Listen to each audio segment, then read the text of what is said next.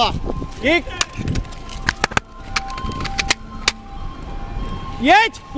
Jeď! Nezastavuj! On the 21st of December 2023, just days before Christmas, the piercing sound of gunfire rang out across the city of Prague. This horrific moment abruptly shattered the festive spirit, and in an instant, the city was plunged into a violent chaos.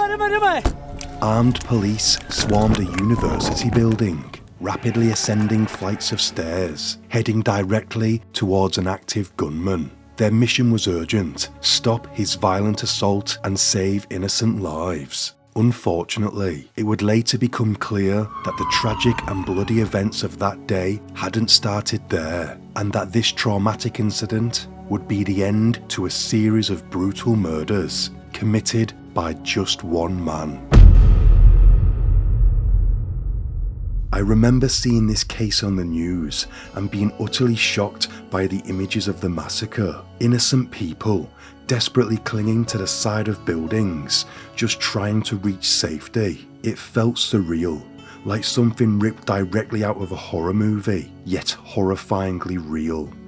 But before we dive in, I want to let you know about my second channel, called Grim Tales, where I am covering true stories that are shocking but not murderous. I think if you find this content interesting, then you should go and see what's over there. Link to the channel is in the comments.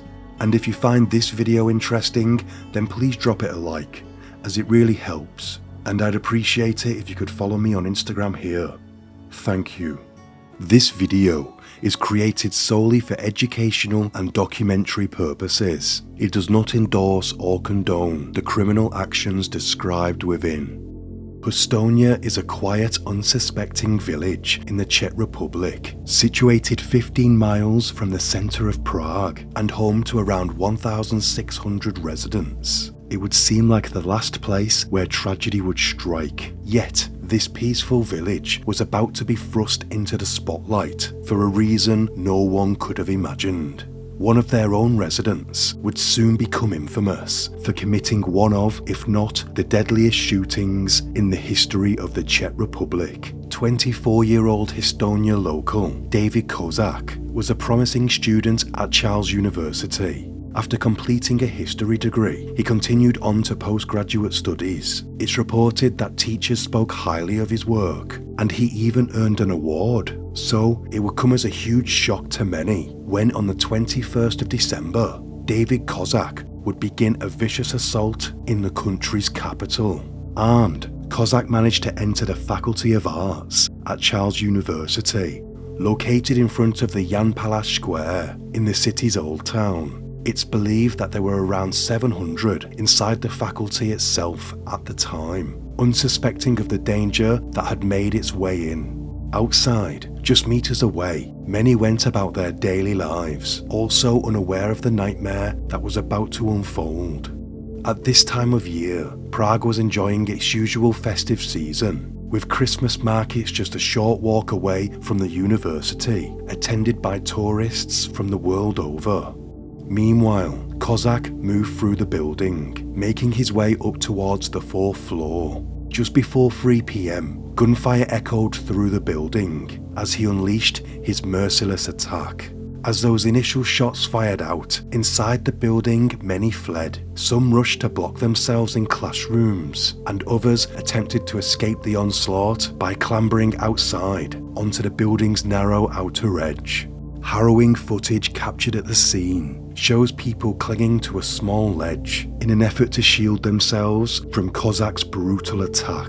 Later, people can be seen jumping from a ledge onto a roof below in a desperate bid to survive. Reports emerged that Kozak had taken multiple guns and huge amounts of ammunition into the building, yet it's unclear how he managed to get this through. As chaos ensued inside the faculty, panic spread outside as well.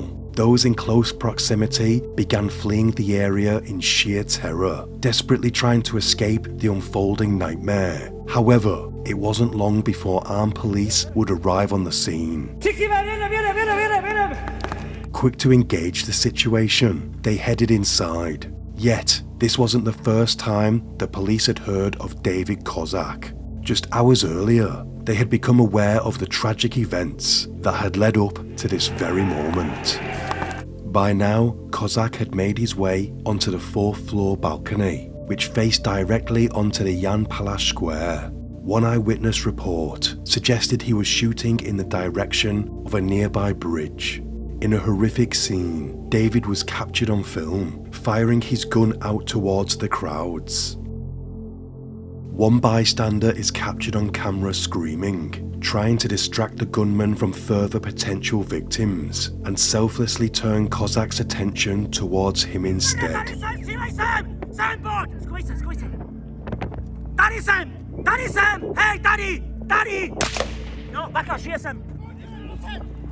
Unbeknown to those engulfed in horror, it would emerge that hours before, Kozak had fatally shot his father in a cold-blooded attack. After committing the brutal murder of his father, David made the near 15-mile journey into the city's capital to carry out his sickening plan. Reports suggest a close friend of Kozak contacted the emergency services, concerned about his behaviour, believing he may end everything, and was possibly heading into Prague's centre.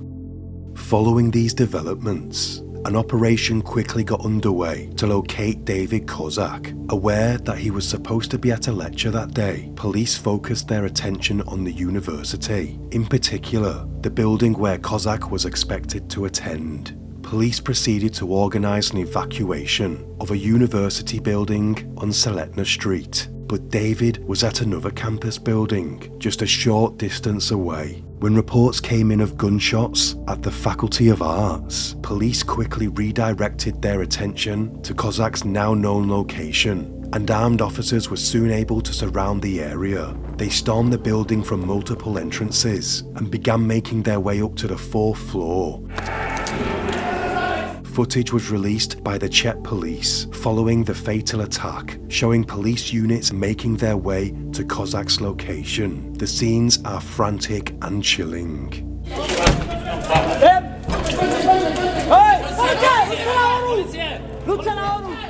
As they ascended through the building, officers found people fearfully hiding in classrooms, blocking themselves in with anything they could move in an effort to save themselves.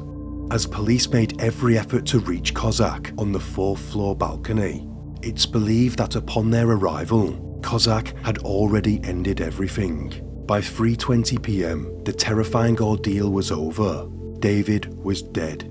As the world reeled from the shocking events that had just played out, the true scale of Kozak's depravity was yet to be revealed. Alongside the horrific discovery at Kozak's home in Hostonia, it's reported that police found a device at the property that was potentially explosive, and in an even more horrifying twist, whilst attending the gruesome scene, police searches also uncovered a note which contained a disturbing confession to an unsolved murder.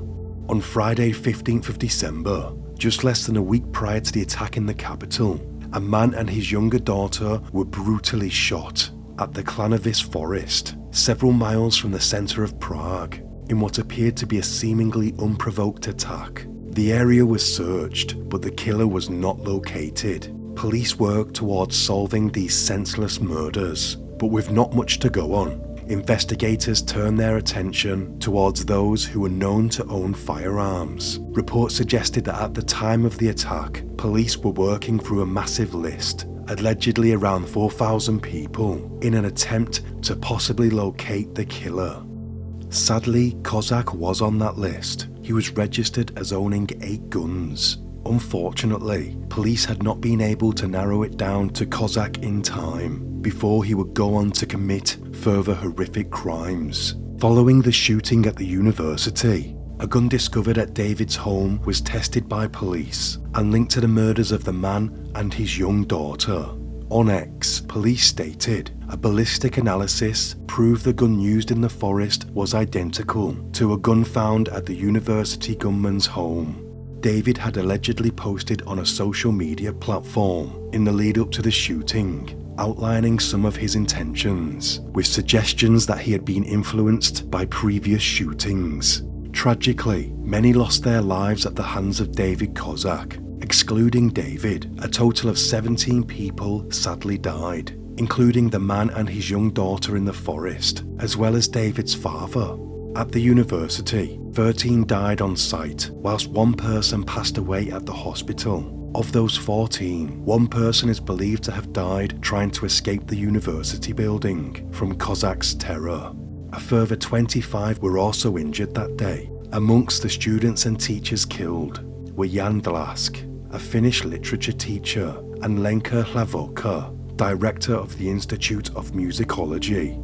Petr Fiala, Czech Republic's Prime Minister, is quoted as saying, "It's hard to find the words to express condemnation on the one hand, and on the other, the pain and sorrow that our entire society is feeling in these days before Christmas." The effects of this were felt deeply within the community, and by all those touched by this atrocity worldwide. In the days after the attack, people were quick to pay their respects to the victims, with a vigil held, flags put at half-mast, church services, and moments of silence to remember all those lost. The usual Christmas markets and festivities were pared back as the country came together in mourning. Many placed candles and flowers outside the building for the victims. Vít Rakusan, the Czech Interior Minister, asked that towns cancel planned New Year's displays, saying, and quote, "The least we can do for those who have been painfully affected by these events is to not increase their nervousness nor deepen the trauma left by the violence." In the weeks after the attack, numerous events took place across the city as the country began to work through their grief. On one occasion, over 1,000 people gathered around the site of the attack, arm in arm in a powerful show of unity. An investigation was held into the attack. In response to the atrocity, new legislation has been passed in the Czech Republic regarding the gun law and ownership. In Jan Palace Square, a memorial can be found in remembrance of all the victims.